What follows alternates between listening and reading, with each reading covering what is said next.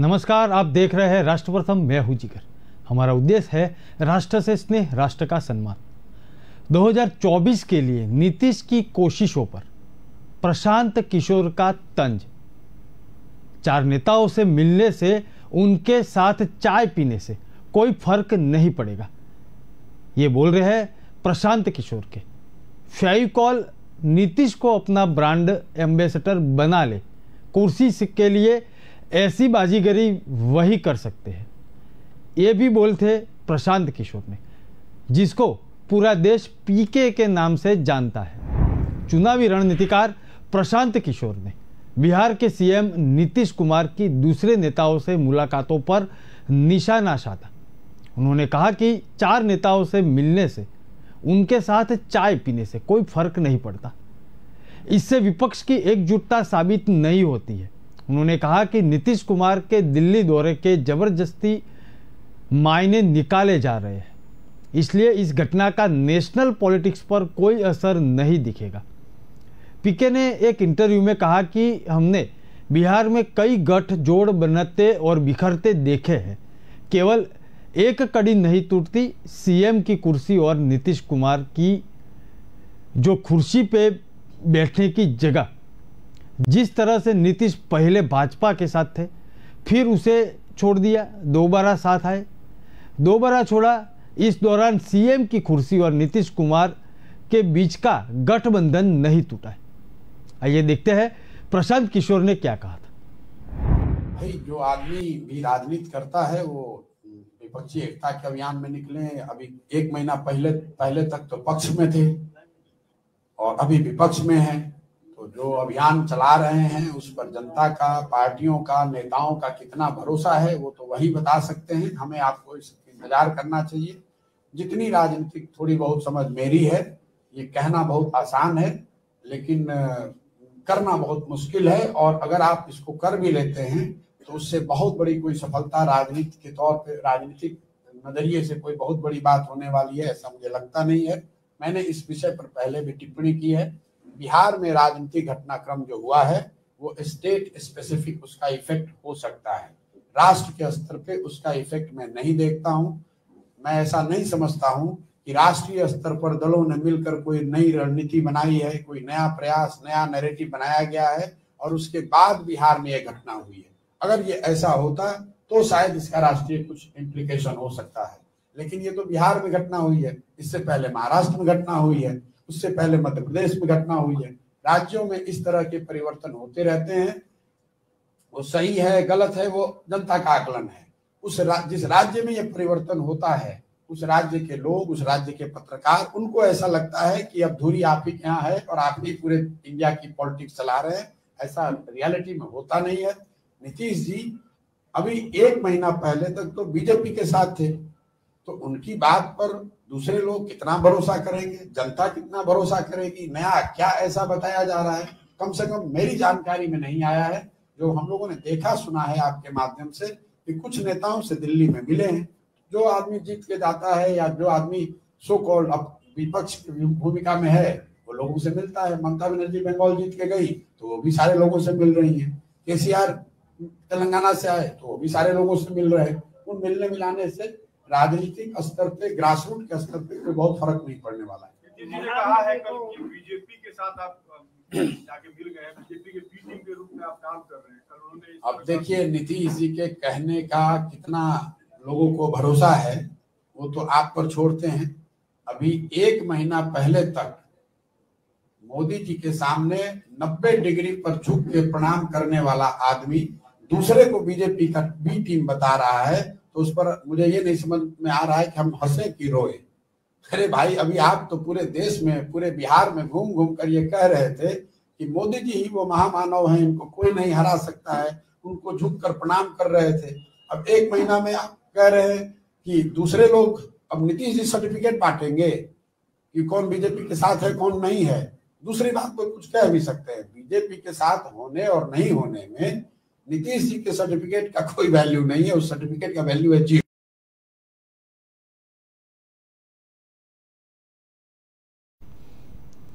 वो बोल रहे थे कि भाजपा के साथ थे, फिर उसे छोड़ा, दोबारा साथ आए, दोबारा छोड़ा। इस दौरान सीएम की कुर्सी और नीतीश कुमार जी के बीच का गठबंधन नहीं टूटा। उन्होंने कहा कि कुर्सी से चिपके हुए हैं, ऐसी बाजीगरी नीतीश कुमार ही कर सकते हैं। कोई भी गठबंधन हो, कैसी भी स्थिति हो, यह रिश्ता नहीं टूटता।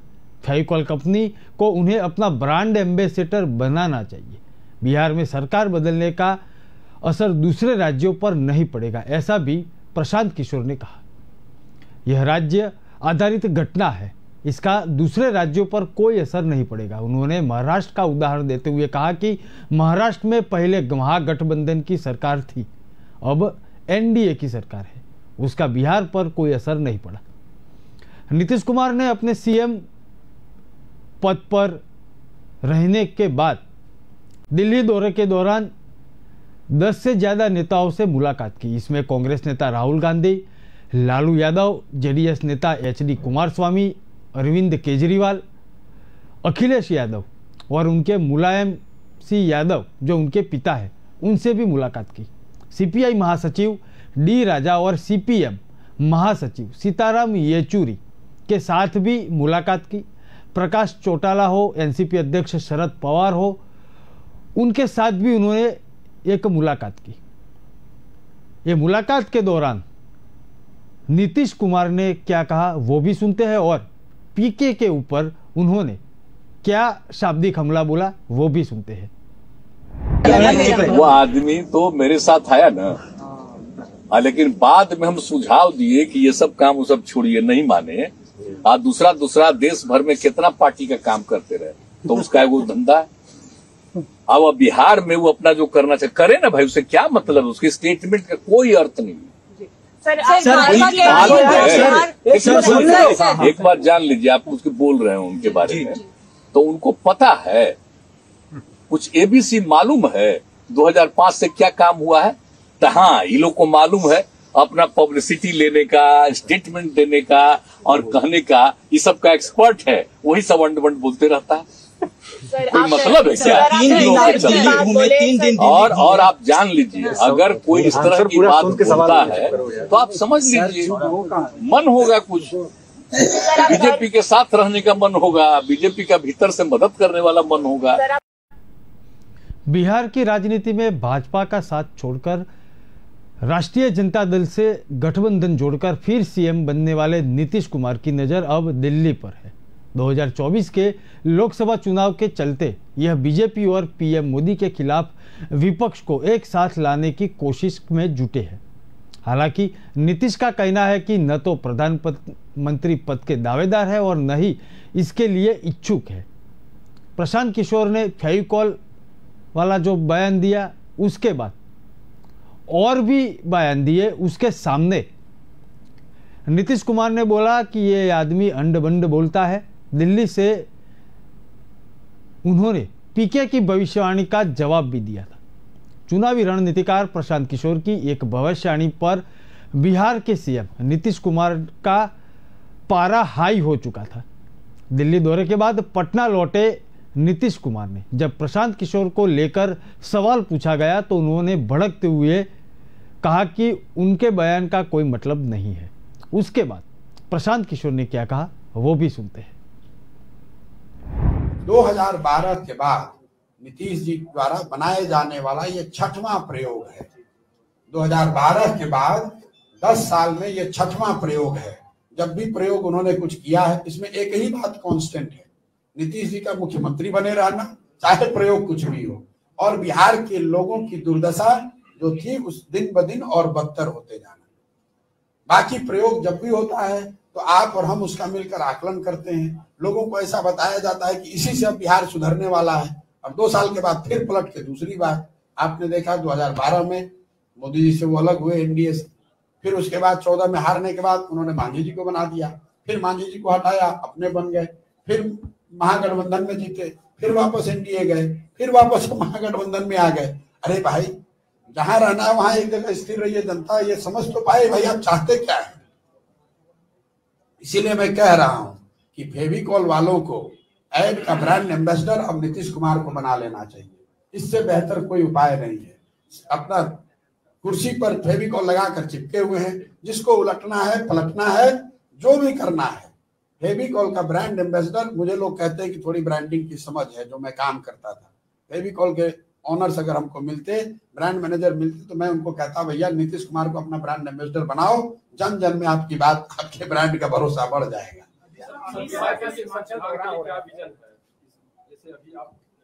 संगठन के काम से आप घूम रहे हैं। मैं संगठन के काम से नहीं घूम रहा हूं, मेरा अपना मानना है। 10 साल मैंने ये काम किया है, राजनीति से बहुत क्लोजली जुड़े रहे हैं, अलग अलग नेताओं के साथ, पार्टियों के साथ काम किया है। बिहार में भी मैंने 2015 में काम किया है, जीत भी मिली थी। लेकिन 10 साल के अनुभव के आधार पर मैं आपको कह सकता हूं कि अगर आप सत्ता का परिवर्तन करा भी दें, अगर सत्ता का परिवर्तन सही लोगों के साथ नहीं हो तो व्यवस्था का परिवर्तन नहीं हो सकता है। तो राजनीतिक क्षेत्र में कुछ बहुत बड़ा या आमूल चूल पर डिफरेंट अगर आपको करना है तो उसका रास्ता समाज से होकर जाता है। सामाजिक स्तर पर जब तक कोई चेतना आंदोलन नहीं करेंगे तब तक राजनीति के क्षेत्र में भी कुछ बहुत बड़ा आमूल चूल परिवर्तन नहीं होने वाला है।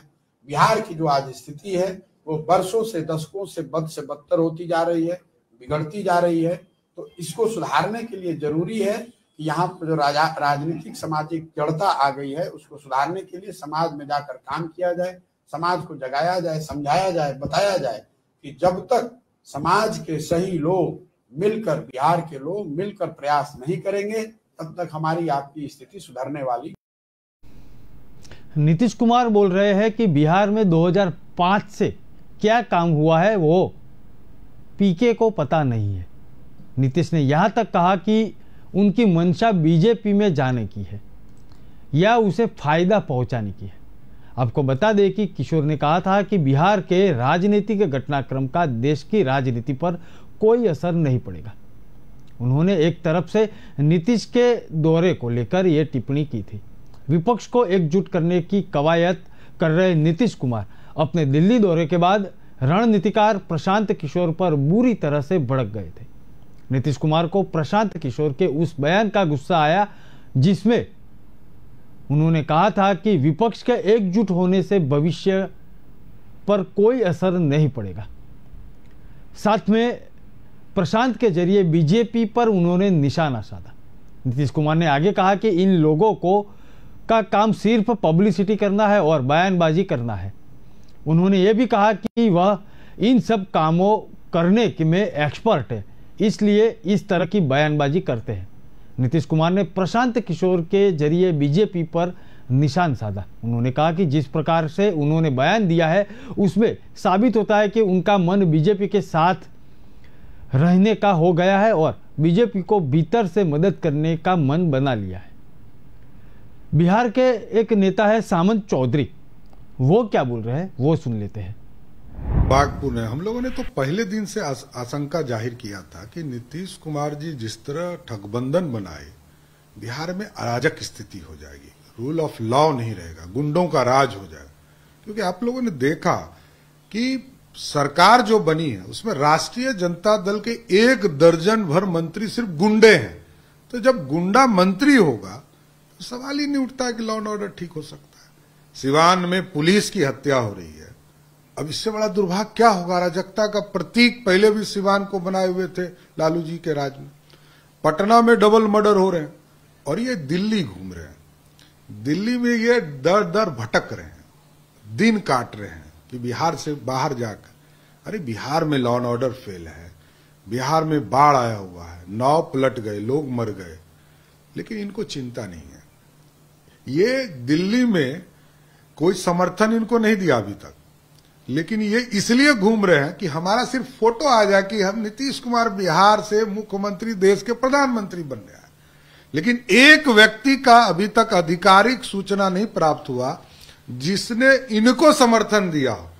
ये सिर्फ एक तरह से घूम कर हाथ जोड़ रहे हैं कि मेरे साथ आइए, मेरे साथ आइए।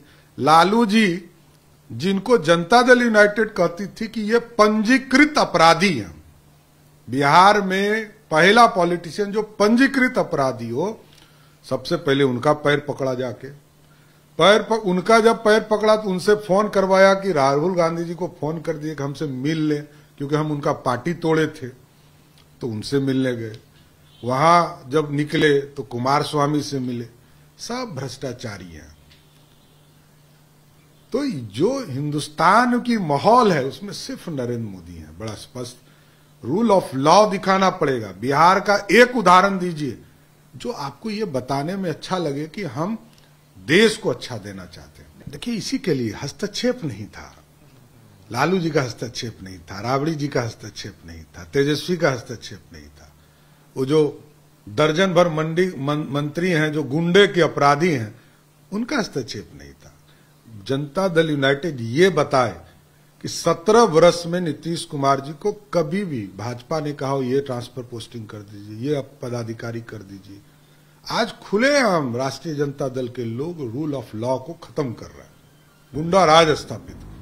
देखिए, शासन चलता है। जनता दल यूं कहती थी कि बीजेपी का सहयोगी, इस तरह का सहयोगी नहीं मिल सकता, क्योंकि सहयोगी के तौर पर आप देखिए कि भाजपा सब दिन उनके पीठ पर खड़ी रही, और जब भी राष्ट्रीय जनता दल आई तो लगा कि राष्ट्रीय जनता दल के पीठ पर नीतीश कुमार है। फर्क ये है। नहीं, अब सबसे ये भी एक अनोखा घटना है कि जो आदमी कल तक मंत्री थे वो अचानक गायब हो गए। कहां गया सुशासन, कहां गया आपका रूल ऑफ लॉ? आप कल तक जो आदमी सरकार में मंत्री थे और पटना घूम रहे थे, नीतीश कुमार से इस्तीफा देने गए तो पुलिस ने क्यों नहीं पकड़ा? इसका मतलब नीतीश कुमार नहीं चाहते हैं कि कार्तिकेय प्रसाद पकड़ाए। तो इसी तरह कई अपराधी हैं, आप देखिएगा। आप समय बदल गया। लालू जी इसी तरह करते थे, अब उनका शैडो तौर पर नीतीश कुमार है। ये तो अब छाया भी है, अब इनका कुछ चलता भी नहीं है, रबर स्टाम्प के तौर पर है, तो ये कुछ कर भी नहीं सकते। नीतीश कुमार जी के अब के राज में कोई रूल ऑफ लॉ नहीं हो सकता। नहीं, हमारा वोट बढ़ा रहे हैं। नीतीश कुमार जी जितना घूमेंगे, देखिए बिहार के लोगों को कंफ्यूज करने का इन्होंने प्रयास किया कि हम प्रधानमंत्री बन रहे हैं। तो ममता दीदी पहले से प्रधानमंत्री बनी हुई हैं, केजरीवाल जी 2 राज्य के मुख्यमंत्री हैं, अखिलेश यादव अलग प्रधानमंत्री के उम्मीदवार हैं। इस देश में दर्जन भर प्रधानमंत्री के उम्मीदवार हैं। जिस शरद यादव जी का क्या नहीं गति किया, उनसे जाके गले मिल रहे हैं।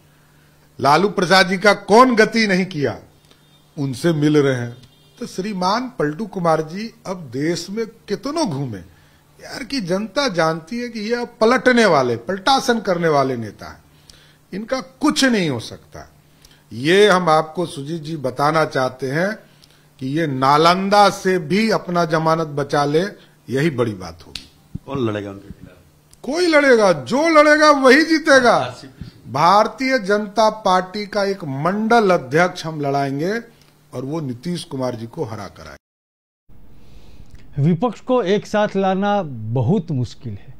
नीतीश कुमार से मुलाकात के बाद शरद यादव का यह बयान था।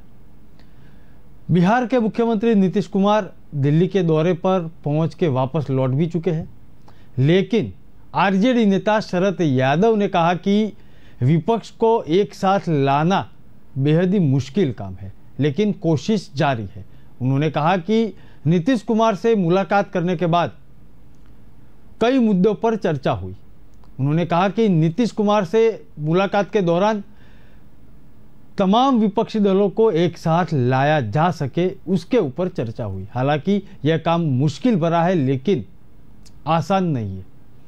शरद यादव ने कहा कि फिलहाल सबसे जरूरी यह है कि तमाम विपक्षी राजनीतिक दलों से चर्चा शुरू हो जाए। एक बार सहमति बन जाती है तो चेहरा तो बाद में भी तय हो जाएगा।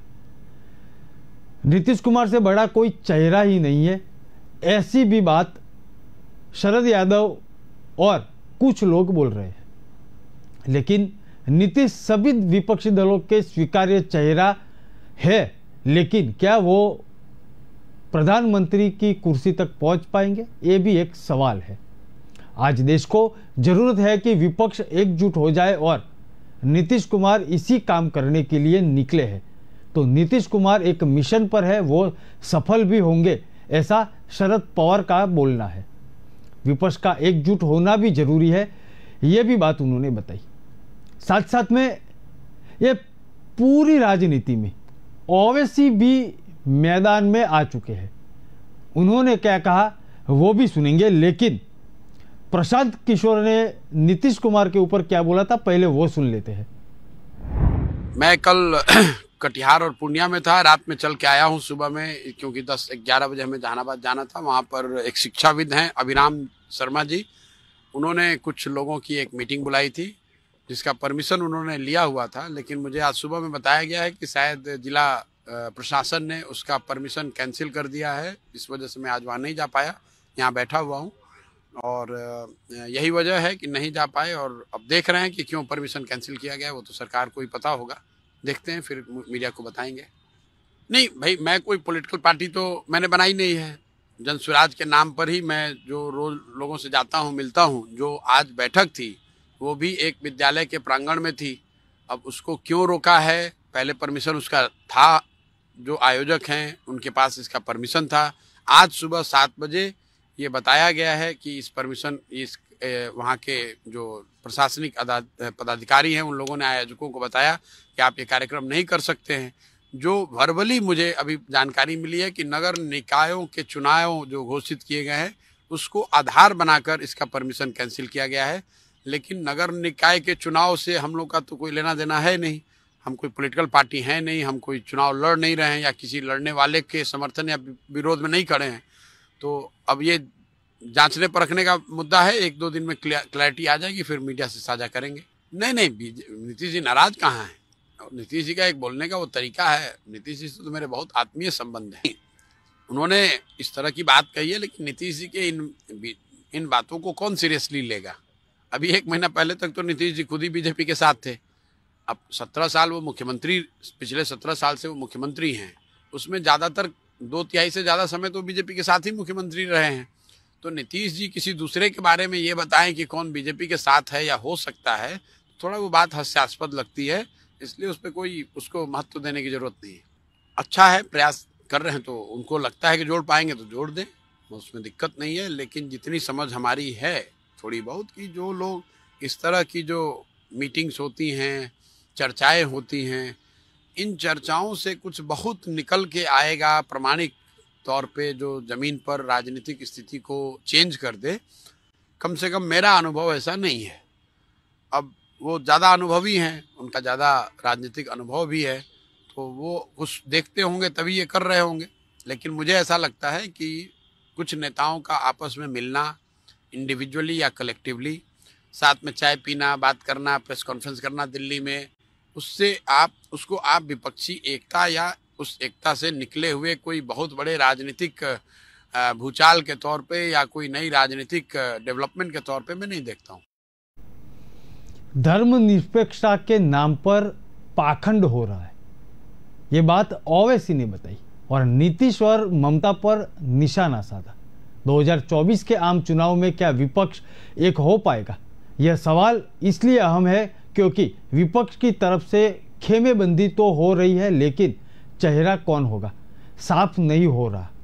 मोदी सरकार के खिलाफ विपक्ष धर्मनिरपेक्षता, नफरत की बात तो कर रहा है, लेकिन विपक्षी नेता ही एक दूसरे को टक्कर दे रहे हैं। हाल ही में जब नीतीश कुमार, ममता बनर्जी ने धर्मनिरपेक्षता के मुद्दे पर एक साथ आने की अपील की तो असरुद्दीन ओवैसी ने कहा कि आखिर पाखंड क्यों किया जा रहा है। असरुद्दीन ओवैसी ने कहा कि जब हम अल्पसंख्यक समाज के विकास की बात करते हैं, उनके लिए न्याय की गुहार लगाते हैं, तो हम लोगों के बारे में बकवास बयान दिए जाते हैं, यह तो एक तरफ का पाखंड है। और जो लोग खुद को धर्मनिरपेक्ष होने का विशेषज्ञ बताते हैं, तो अब बताएं कि कौन धर्मनिरपेक्ष और कौन सांप्रदायिक। देश देख रहा है।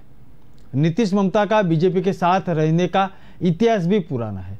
नीतीश कुमार जब मुख्यमंत्री बने तो बीजेपी के साथ थे। गोधरा कांड जब हुआ तो वो बीजेपी के साथ थे। 2015 में बीजेपी का साथ छोड़ दिया और 2017 में वापस आ गए। 2019 में चुनाव होने से नरेंद्र मोदी को पीएम बनाने के लिए साथ चुनाव लड़ा। अब वो एक बार फिर साथ छोड़ चुके हैं। वही हाल ममता बनर्जी के साथ भी है। वो भी पहले एनडीए का हिस्सा रह चुकी है और आरएसएस की प्रशंसा करती थी। राहुल गांधी भारत जोड़ो पदयात्रा के जनपद पर है और बिहार के मुख्यमंत्री नीतीश कुमार विपक्ष पर पथ पर चल चुके हैं। अब ये पूरा जो माहौल है 2024 के लिए, आरोप प्रत्यारोप, पीके ने भविष्यवाणी की, नीतीश कुमार ने क्या बोला, वो सब कुछ कुल मिला के माहौल गर्म हो चुका है। आइए सुनते हैं नीतीश कुमार ने क्या बोला। सब अगर एक साथ मिल जाएंगे तो बहुत बड़ी बात होगी। बहुत यार जरा सुनाई दे जानते हैं कि बिहार में हम लोग 7 पार्टियां एक साथ हैं, तो उनका तो अपना है ही वहां संबंध, लेकिन बाकी अन्य जगहों पर भी और पूरे देश में सब एकजुट हो जाएं, तो इसी के लिए आजकल बातचीत होती है, जो हम लोगों का सुझाव कहते हैं। तो आगे की चीज है, कुछ समय के बाद की चीज है। नीतीश जी को सुना, हमारा हार्दिक स्वागत है कि वो अब वापस फिर इस ऑफिस में आए, और हम समझते हैं कि ये देश की राजनीति के लिए एक बहुत ही बेहतर संकेत जो है वो दिया गया। इसकी विपक्ष की पार्टियां उनके ऐलान है और हम इसको मानते हैं कि पार्टियों को सबको इकट्ठा होकर आज जो है हमारे देश और संविधान को बचाना है। ये सब गलत बात है। देखिए हम नहीं, आप ये पूछ देते हैं आप लोग, हम इसके क्लेमेंट है ही नहीं, उसके इच्छुक भी नहीं है। हम तो सब लोगों को एकजुट करने में। देखिए पहला टास्क है जैसे इन्होंने कहा कि सबको एकजुट करें, जो भारत के संविधान को और उसकी चरित्र, एक धर्मनिरपेक्ष जनतंत्र का गणराज्य, उसको जो बचाएंगे, उसके आधार पर हम जो है आगे की बात सोचेंगे। राहुल गांधी जहां अपनी कन्याकुमारी से कश्मीर तक लंबी पद यात्रा के जरिए कांग्रेस को उसकी खोई जमीन और जनमानस में अपनी स्वीकार्यता बनाने की कवायद में जुट गए हैं, तो नीतीश कुमार अलग अलग सुर वाले विपक्षी दलों और उनके नेताओं को एक मंच पर लाकर 2024 के लोकसभा चुनाव में नरेंद्र मोदी और भारतीय जनता पार्टी के सामने कड़ी चुनौती पेश करने के सियासी पथ पर चले हैं। आइए सुनते हैं प्रशांत किशोर ने क्या बोला। किसी भी देखिए, आप जब पत्रकारिता करते हैं या जिनकी समाज में रुचि है पॉलिटिक्स में, वो हमेशा एक्स्ट्रापोलेट करते हैं। बंगाल में हो गया, उसका देश में क्या असर पड़ेगा, यूपी में हुआ, उसका देश में क्या असर होगा। मैं फिर से उस बात को दोहरा देता हूं, चाहे राज्यों के चुनाव हो या राज्यों में कोई राजनीतिक उठापटक हो जिसकी वजह से कि राजनीति का वहां का घटनाक्रम अगर चेंज भी हो जाए, उसका सीधा प्रभाव राष्ट्रीय राजनीति पे नहीं पड़ता है, अनलेस कि उसको यहाँ से कोई प्रयास करे और इस चीज को आगे बढ़ाए। अपने आप वो कुछ नहीं पड़ने वाला है भैया। हम केंद्र की इस तरह की राजनीति, उठापटक, जोड़ तोड़ रणनीति, इन चीजों से मैंने अपने आप को अलग कर लिया है। मैं पूरे टाइम सुबह से शाम तक, आप मेरी दशा देख रहे हैं, मेरा गला बैठा हुआ है, मैं बिहार के गांव गांव घूम रहा हूं। अगर मैं वो काम करता हूं तो बिहार के लोग कहते हैं भाई आप तो यहाँ है ही नहीं, आप तो दिल्ली, बॉम्बे, कलकत्ता घूम रहे हैं, आप कर्नाटक जा रहे हैं, आप तमिलनाडु जा रहे हैं। अब मैं जब बिहार के गांव में घूम रहा हूं तो आप मेरे से बिहार के गांव की चिंता छोड़ के ये पूछ रहे हैं कि भैया कर्नाटक में क्या होगा, दिल्ली में क्या होगा। जो लोग वहां राजनीति कर रहे हैं वो अपना समझे क्या होगा। वो सरकार कितने दिन चलेगी, कैसे चलेगी, उस पर मैं कुछ नहीं कह सकता हूं क्योंकि मुझे उसकी जानकारी नहीं है। लेकिन एक बात मैं आपको निश्चित तौर पे कह सकता हूं अपनी राजनीतिक समझ से, कि अगला जो असेंबली का चुनाव होगा, मैं रिपीट कर दे रहा हूं, अगला असेंबली का, जो कह रहा हूं शब्द पे रहिए, ऊपर नीचे मत कीजिए।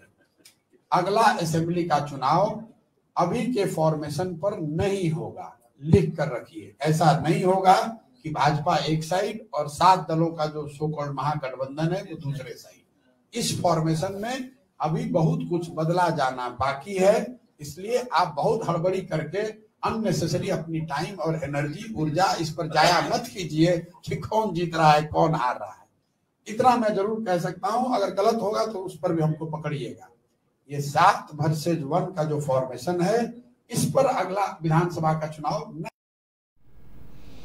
दोस्तों, अब देखना है कि 2024 लोकसभा चुनाव और अभी से जिसकी बिसात बीत चुकी है, जनता राहुल गांधी के जनपथ और नीतीश कुमार के विपक्ष पथ को चुनेगी क्या, यह भी एक बहुत बड़ा सवाल है। दूसरा सवाल है, नरेंद्र मोदी के कर्तव्य पथ पर पहले की तरह ही चलेगी, यह भी एक सवाल है। यह सवाल का जवाब 2024 में मिल जाएगा। फिलहाल देखते रहिए राष्ट्र प्रथम। नमस्कार।